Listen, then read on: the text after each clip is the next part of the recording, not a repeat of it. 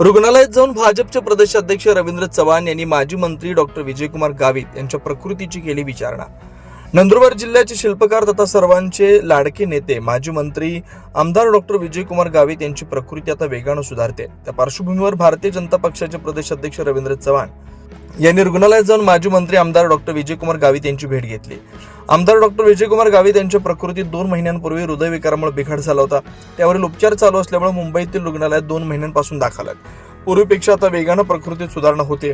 सर्व प्रकारच्या उपचारांना उत्तम प्रतिसाद देत आहेत। त्यामुळे व्हिडिओ कॉलद्वारे त्यांची भेट घेऊ इच्छिणाऱ्या सर्वांशी त्यांनी संवाद सुरू केला।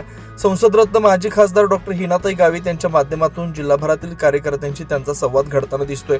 विविध बैठक मेळाव्यांमध्ये कार्यकर्त्यांना मार्गदर्शन सूचना करणे सुरू आहे। अनेक प्रमुख पदाधिकारी प्रत्यक्ष भेट घेऊन त्यांच्याशी चर्चा करू लागलेत। परिणामी डॉक्टर गावित समर्थकांच्या वर्तुळात एक नवा उत्साह संचारलेला दिसतोय। या सर्व पार्श्वभूमीवर भारतीय जनता पक्षाचे प्रदेश अध्यक्ष रवींद्र चव्हाण यांनी रुग्णालयात जाऊन भेट घेतली, विचारपूस करून काही मुद्द्यांवर चर्चा केली। या प्रसंगी माजी जिल्हा परिषद अध्यक्ष डॉक्टर कुमुदिनी गावित, माजी जिल्हा परिषद अध्यक्ष डॉक्टर सुप्रिया गावित उपस्थित होते। याच्यापूर्वी महाराष्ट्राचे मुख्यमंत्री देवेंद्र फडणवीस, उपमुख्यमंत्री एकनाथराव शिंदे यांच्यासह मान्यवर नेते तब्येतीची विचारणा करण्यासाठी रुग्णालयात येऊन गेलेत।